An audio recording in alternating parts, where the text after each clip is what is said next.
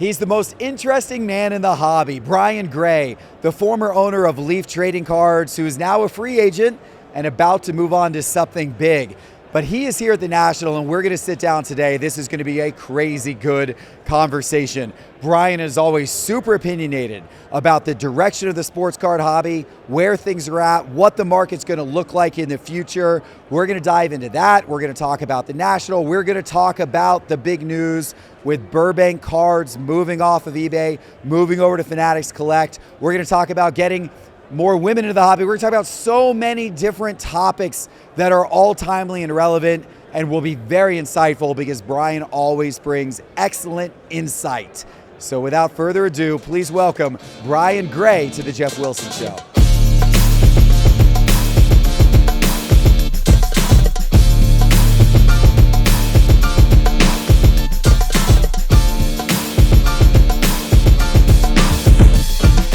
All right, Brian.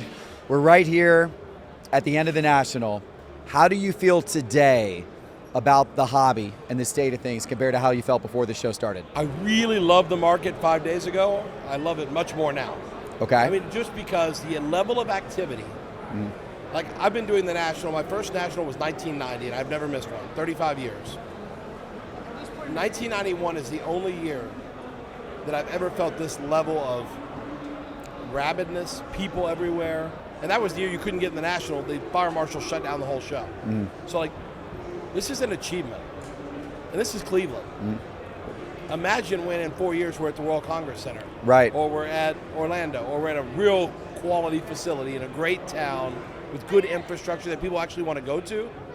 Holy cow. Yeah. I mean, this made me really excited for the fact that this is not just a handful of guys actively trading. This is tens of thousands of people who are active in the market, whether it's collectors, investors, whatever they are. It doesn't really matter.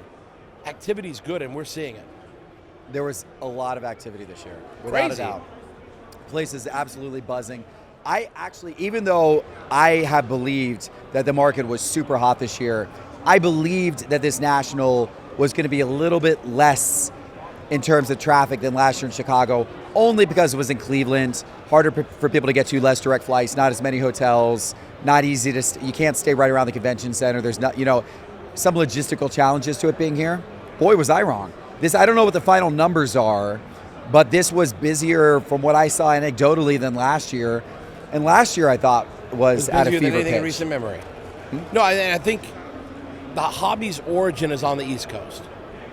We're always going to have great crowds on the East Coast, because if you're in New York, you can drive here. Yeah. 4 hours, 3 hours, 4 hours, 5 hours. So it's not like it's impossible to get here. Sure. It's actually harder to get to the convention center from the road out there than it is to get here from New York. That's easy. You weren't kidding, man. You weren't kidding. Infrastructurally, there were challenges, but I think they addressed those on Saturday finally. It got better. Food didn't get better until today. It took 2 hours to get a hamburger. But once we get past all that, the dealer, the quality of the material here, the activity, you walk up to tables, you couldn't even look at stuff because there's so many people. That's huge. Like, if you don't come away from this bullish, it's only because you spent the whole weekend at the casino, not here. If you were in this building, you're bullish after this week. So, as somebody who started going to the Nationals, you referenced that 1991 National, the famous one in Anaheim, where it was the mass level of hysteria. I wasn't at that one, but I've heard stories. I was a kid, little kid back then. I wasn't at that one. Short after that National, there was never another one like that again until now. Yeah, you got to go 30 plus years. Things started to trend down after that. How do you feel that that's not going to happen now? How do you know that this isn't the peak? Sometimes you have a seismic shift, like a paradigm shift in how things work. And it's like the early days of crypto. Yeah. Like, it moved around and was very volatile. You couldn't count on one day to the next. But then it took that leap. It made that next step to legitimacy. And I think with the COVID boom, even though a lot of people did get hurt in the price drop, you could be a genius and pick the perfectly right cards, and you were wrong just because everything went down after that rush. But we took a shift there that's never going back. We will never be like we were in 2015. Those days are over. If you're looking for the good old days, like when you could buy stuff from dealer tables at half price, that will never return. Yeah. Never returning. The market's too efficient. and there's too many long-term believers now, we've made that shift. So now the question is, next year in Chicago, is it possible that it's so crowded you can't get into the building, and if you didn't buy your tickets in advance, you just don't get to go to the National this year? You're going to schlep to Chicago and think you're going to buy a ticket at the door, and they're just going to tell you, see you next year. Yep. That's very possible until they move into McCormick downtown, which will happen in some time, maybe 4 years, 5 years from now. When they move to McCormick, they'll be able to handle twice as many tables, twice as many dealers, and this show will become CES for trading cards. You know, it'll become a monster event. I am worried that the National, I am worried that you are right. I believe you are right, that the heat of this is not dissipating and rather is going to continue to grow and evolve. And what I've heard from a lot of people this year, which I think is a fallacy, a lot of people have said, well, Cleveland had a lot of challenges because it can't handle the convention center, the city can't handle the scope of what the National has become. But it will all be great again when we get to Chicago for the next 3 years. And I'm thinking to myself, but what if this continues on the growth trajectory that it's been on? 2-3 years from now, Rosemont, the Chicago setup, the space, the hotels, that may not be able to handle Rosemont will be done after these 3 years, I'm confident. From speaking to the promoters of the event now, the people who are working with the board, they are committed to finding the best facilities in this country to be in. And the cities now, it's always been Cleveland, Chicago, Atlanta, the convention facilities that were cheap and easy because the old management was looking to maximize profits. These guys are a little more visionary and more interested in reinvesting. And so when I talk to them, what I'm hearing is Orlando, which their convention center can handle it, Atlanta, World Congress Center, that place can handle 5 of these. Absolutely. Vegas can handle Dallas, it. Vegas they'll never go to because the unions and everyone's scared people will gamble instead of buy cards.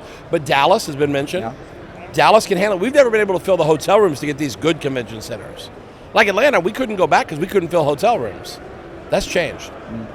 And so, I mean, I got to be honest with you. I don't think that's the worry if we can get through the next 3 years alive. I'm nervous too about the next 3 years. If you're not already booking your hotel for Chicago, like when you leave here on the flight on the way home, you're nuts. Yeah. Because you will end up staying downtown or in a terrible place.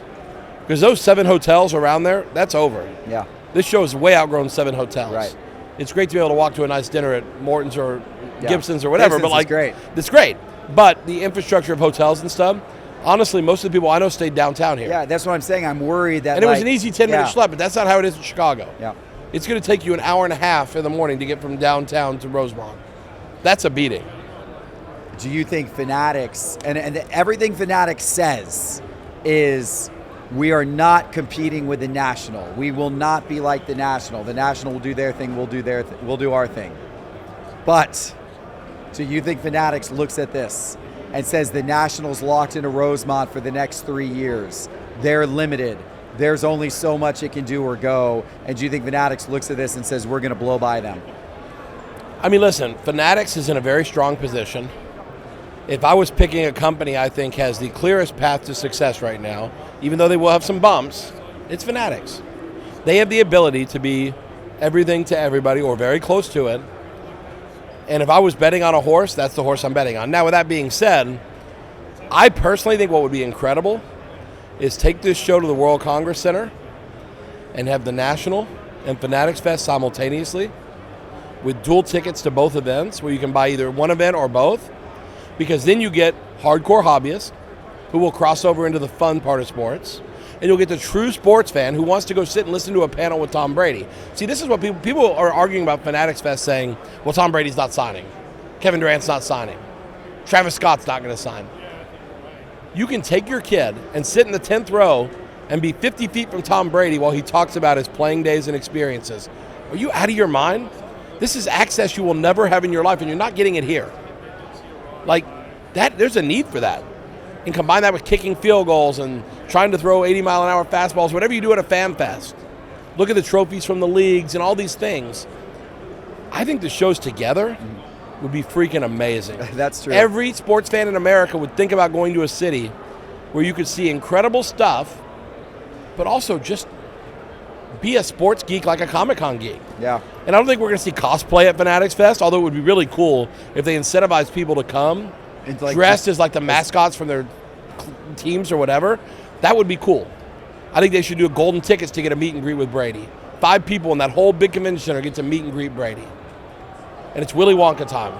Michael Rubin could walk out with a cane and a hat and just give out meet and greets with Tom Brady or Kevin Durant. There's a huge opportunity. Their vision is correct. There is a place for sports fans who want to have that experience beyond local fan fests. AllStar Weekend when it happens to be in their town. An event that is so staggering you can see people that in real life you'll never see in person. You're never seeing Jeter again. You're never seeing Brady again in person. I've had dinner with Brady. Lucky guy I was. But like the average person will never ever get to see Tom Brady in person now that he's not on the field. And they're going to get to sit 50 feet away from our Peyton Manning, Peyton and Eli telling stories. Like, that's magic. Yeah. And imagine if that show and this show were in the same facility, one at one end, one at the other, and they could cross pull from each other. There would be 200,000 people at that event. Yeah. It would be double Anaheim. Anaheim was 110, 120 back in 1991. It would be the biggest attended sports event of all time. Do you think there's any chance that would actually ever happen? Maybe after the management of this show is done with their contract and Fanatics could become the contract and they could take over both, I think they do it. But the problem is in general in this industry, and it always drives me nuts, why can't people work together? It feels like everyone's constantly trying to take each other's legs out. You know, I sold Leaf, but when I owned it, me and my competitors, instead of being friendly all the time, it felt like we were all trying to one-up each other and scoop them, and it's continued, obviously, with what's going on now. But, like, I just don't know why we're better together. We really are. We've never had a union in this business where not a union, but like an organization where everybody's together, like representing the interest of the industry, because people don't care about the industry. They care about their own personal interest. In my whole life, I've tried to help organize these things, and no one will listen. They don't have any interest. So I doubt that it'll happen, but we can dream. And I love the idea of 200,000 people converging on the World Congress Center. That, to me, would be like, as a hobby, we did it. We found a way to cross over from collectibles to the mainstream and turning mainstream into collectibles. And it suits Fanatics, too, because they need to continue to convert to meet this 10X, the hobby. I don't believe the hobby 10X's its revenue. Too much. But I think the hobby can 10X the addressable customer base by making people buy one card. Don't give them away at stadiums. You give a card away at a stadium, they throw it away or they throw it on the floor, whatever. They give it to their friend. No value. Make them buy one card. Once someone buys one card, you own them. They now put a value on trading cards. Putting events like this and that together, that's the ultimate way to merge. But again, it may not happen until Fanatics can run both. But man, doesn't that excite you though? It's never a cool mind just vision. Atlanta It's Congress a great Center. vision. You know? I've never actually thought about that. I see. Yeah, I don't know. I've never thought about that possibility. That is really cool. And in retirement, my number one goal, I won't be retired long, but my number one goal is to increase the addressable market, whether I'm helping someone or not. We have to grow the market. 50% of Americans are female, and they have very little to collect. They haven't really been exposed to it in a way that appeals to them, or that is really marketed to them, or really gives them what they want. That's crazy. It's really great. And again, everyone always says the kids. I do think the kids are important because they do become your next generation of whatever we're looking for. But we have low-hanging fruit here. Yeah. 50% of Americans are women, and they have very little to collect. We never market to them. And as a hobby, when I say we, not me, because I actually fight for women in the hobby, we make them feel uncomfortable. We make them feel out of place. We shove them in the lobby trying to get in here. Women get shoved to the side. It's horrible. I saw that the other day. I saw people shoving women to try to get in faster. I'm like, you shouldn't shove men or women. It's just terrible. What kind of atmosphere are we setting for people, you know? So I think, to me, that 10X the hobby, things like Fanatics Fest, if done well, and we don't think of it as a card show. That's the problem. I think everyone's going to try to think of it as a card show. And if they do that, it may not meet the metric you're looking for. Like, I mean, everyone, if they expect it to be this, it's not probably going to be this exactly. Yeah, it's not. But it's not. The excitement and the way people are going to react to seeing their heroes 50 feet away, at worst, some of them will sign, but some won't. We don't have that in this industry. This is it. The vision is right. It may take a couple shows to really define what it looks like, they're the smartest people I've ever talked to in this hobby, the Fanatics guys. They are the smartest people. Michael Rubin is probably the single smartest, and then they have 2 or 3 other people that are the smartest people I've ever talked to, bless you. And you're very smart also, but like, they know what they're talking about. They're not idiots. They're not just money rushing and doing stuff. They are very smart and calculated and really thinking very deliberately about what they're trying to accomplish. They put thought into Fanatics Fest. That gets me excited. Yeah. There's a lot of thought put into that. Well, they've hired really good people. Incredible people. I've been impressed. And the criticism that I've heard over the last couple of years of Fanatics during their hiring spree was they're not hiring enough card people.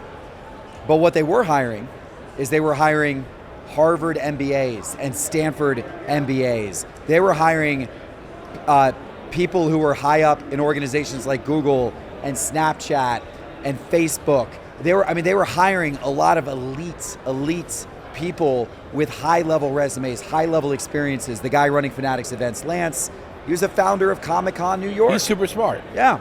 So they really hired high-level people. They have very smart people. They're getting fresh the criticism perspective on about this whole cards, thing though, with I'm telling you, the criticism about cards and not having enough smart card people, listen, I know the people that work there that used to work at Panini, they're very smart. They know what they're talking about. Clay is phenomenal.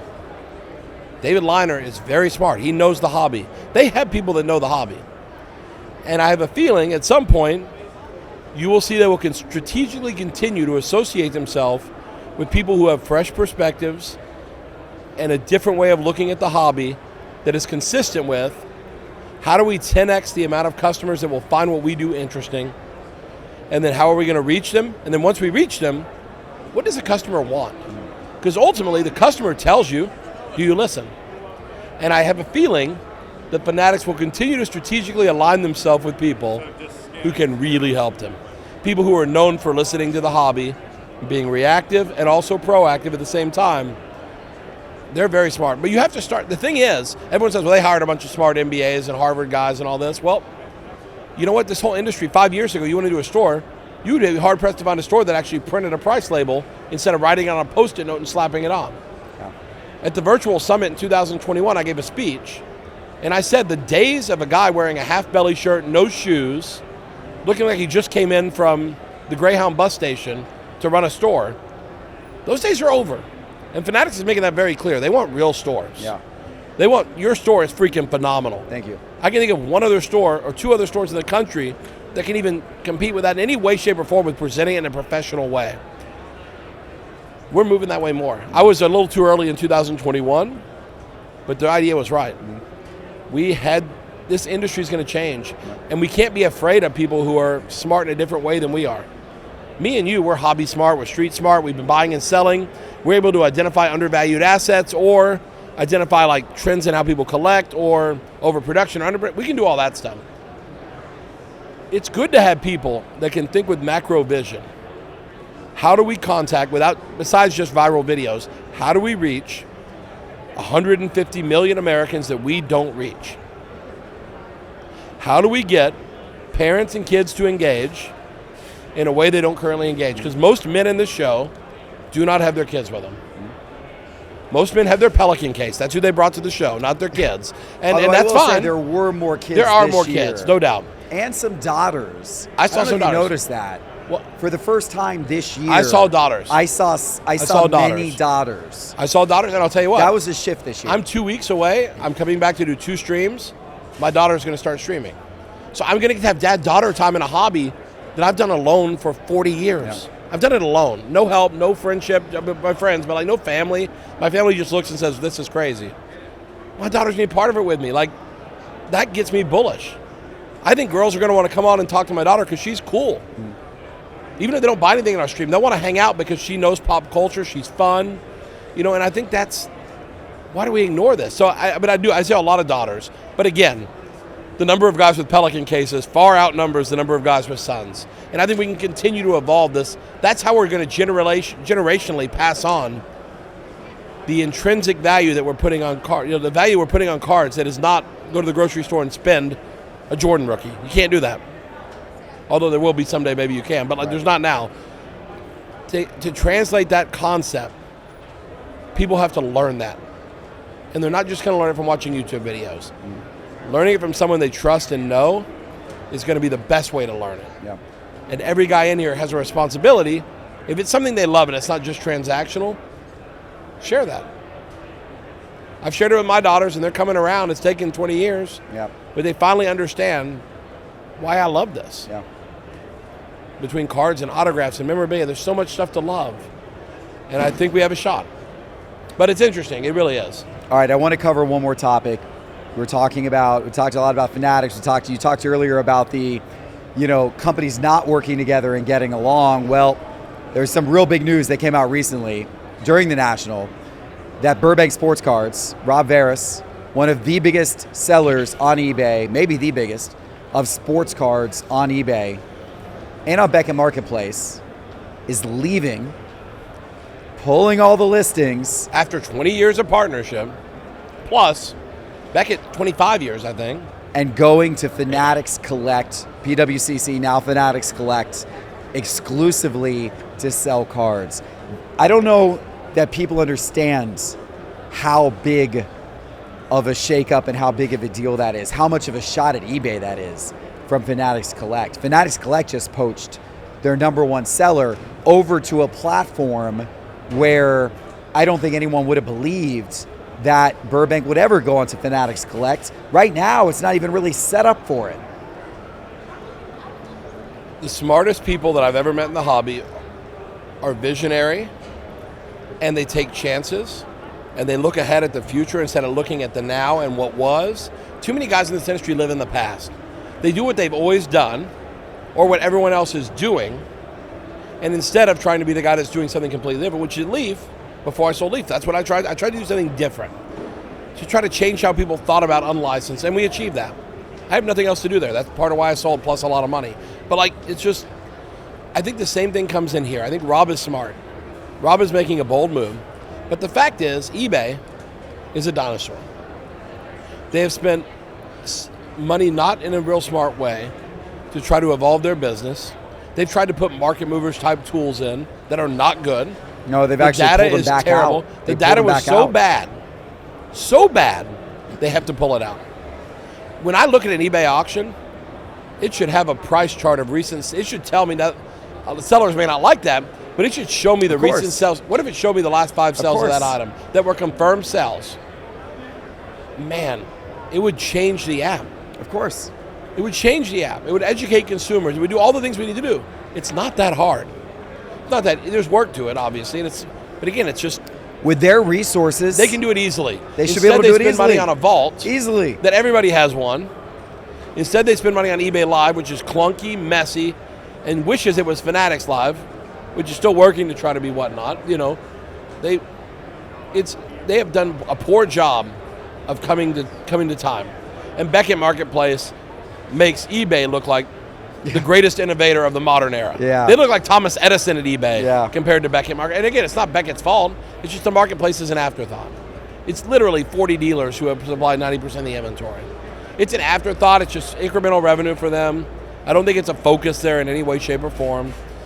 Rob's smart. He knows that Fanatics is the future of the industry. Whether you like them or not, they are the future of the industry, not because they're taking over and bullying people, not that. They're investing in the category in a way that the incumbents haven't. Panini's done some really good things, but I think they've taken more than they've given. I really do. I believe, and I'll even say at Leaf, I think we took more than we got. I think every company, traditionally, has taken more than they've given, and I think Fanatics, even though it's misunderstood right now, I really believe they're on the right path. It's hard though, because people are looking at the right now and the past, and they're not forward thinking. And every year at the summit when I spoke, when there was a summit, the last one was pivot. Be prepared, what's coming is going to change the way you think about everything. I warn people, Fanatics is going to rock you. They're going to make you think differently. If you're a real businessman, the future is very bright. If you're a hustler who's got some Post-it notes and a 1,000 square foot store that you get for nothing, or you're relying on eBay just to flip stuff, the world's going to be tough for you. Mm-hmm.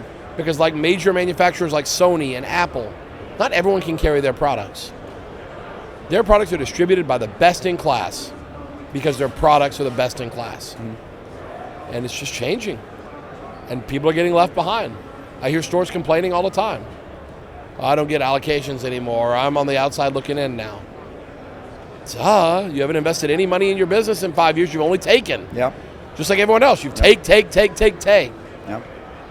Got to give People like you have taken real big gambles that are beautiful examples of investing in a business. And saying, I believe, you may not, and you can criticize and be a pundit about if you think it's good or not.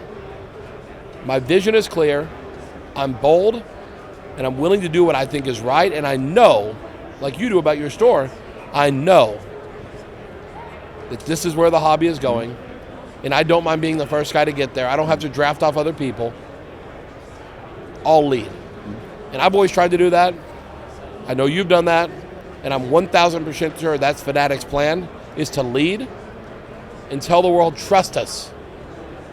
We've spent the money to be smart, efficient, and everything is so well thought out. Yep. So again, I'm not trying to just be a Fanatics lover because there's criticism of everybody, but I'm sold. Yeah. I think the vision is correct. And I could be wrong, but I think the vision's correct. It's good to hear. I mean, they're the company that it better be correct. If it's not, then we're screwed. But I think we're fine. I think we're fine. I think we're just going to have to change how we think about things because we don't call the shots anymore. Right. We have say as consumers. We can say no. But we're going to have to learn to exist within the world that the manufacturer and the licensor sets up for us. Yeah. And in every other industry, this is the case. This is the only industry where the inmates ran the asylum for decades. And that's not sustainable. Eventually the warden gets overthrown. Yep. That will not be happening anymore in this new world, and we just have to live with it and say, you know what, I'm in or I'm out. And I'm glad I have people like you that I know who are my friends that are in, because I'm in. Yep. Even though I sold, I'm still in. I love it. Let's end with this. Speaking of being in, what's next for Brian Gray? What's happening with Brian Gray? I wanted to announce it here, and I couldn't yet, but I will tell you this. I am doing something for sure. Yep. I can say with confidence, I did a lot at Leaf. I helped make unlicensed cards honestly buyable. Yep. Unlicensed cards were almost not purchasable for a while there. We brought unlicensed cards to a premium level, an ultra premium level in some cases. We achieved a lot. What I'm doing next, and I got all my money, I don't care anymore. I was retired. I was laying in the pool and visiting with my family every day. It was great. But I will have a chance to make an impact on the hobby in the first 6 months of what I'm doing next that is more profound than 13 years of Leaf and 20 years of being a distributor and store owner before that. I have a shot to change the hobby in some way very, very quickly and very powerfully and profoundly. And to me, my measure now, because I've achieved the financial goal and I'm happy now, but I think of the Baseball Card Hall of Fame. I'm not a first balloter. I have no illusion I'm a first balloter. There's so many great names. I'm a 10th balloter right now. I'll get in right before my name comes off the ballot as a token, probably. At least you don't have to go to the Veterans Committee. That's it. After what I'm doing next, I will be a third or a fourth ballot Hall of Famer. All right. And that's great. All right. Because for me, this is now it's about, not about making more money, it's about the hobby saying, finally, this guy can do what we wanted him to do before, and now he can do it. Okay. How great is that? It doesn't even matter. The money doesn't matter. Okay. I'll take it, but it doesn't matter. All right. We can change the hobby. And so we'll be talking again. Okay. Because I'll have a chance to help change the hobby. And I'm so pumped. It's phenomenal. Like I've walked around here all weekend just like biting my lip because I'm so pumped. I want to go dance around the show telling people what I'm about to do because this is the best thing I've ever done in the hobby. All right, well, we're going to have you back on the show when you're ready to announce whatever's next for Brian Leaf. And you can tell me I'm crazy, you know? Well, hey, but crazy's worked out well for you. Yeah, but it's good. For the past many years, so that's exciting. But again, I want to say thank you to you because I think the hobby needs more guys that invest in the hobby, are passionate about it, and aren't scared to say, you know what? I'm presenting this way, and you don't have to like the messaging or agree with the messaging, but I'm still not scared to express the messaging. And there's a lot of critics out there who bark at, I've gotten a ton of it, I'm sure you've got a ton of it. People who, like, they wait for us to say something so they can break it apart and make fun of us or something. You know what I say to them? Look at the scoreboard. Everything I've ever done, I've won. And I think in your life, you've won most of the time, and yep. Let's just look at the scoreboard. Yep. Wait till the game's over, and you tell me if I played the game well or not. Right. If I didn't play well, then you can beat me apart then. Yep. But once I left Leaf, it's amazing how many people shared that they think I did amazing stuff, that when I was there, before I sold, they never said it one time. Yeah. They never once said, Brian, you're doing good stuff. But once I left, they were like, looking back, that was kind of forward thinking. I'm like, Yeah. I spend my whole life on. So I can't wait. But thank you, Good. too, because you've done an Good. amazing job. And every time I walk by here, I'm like, look at what these guys have built. It's really fun, man. is. I love it. It's a professional, Love it. well-polished machine, and that's what the hobby needs more of. And I love it. I think in the Fanatics world, that's going to be the only way. Yeah, I agree. Brian, it's been a pleasure having you on. It's Thank great. you so much, Thank man. you, my Great man. to see you again at the Travel National. safe, and again, Thank you. And this for is a everybody blast out every there, time. absolutely. Just a reminder, you can catch these full-length shows on the Geoff Wilson Show channel on YouTube, but also on Spotify and Apple Podcasts. So make sure you're subscribed everywhere. We appreciate it, and we'll see you soon with our next one. Take care.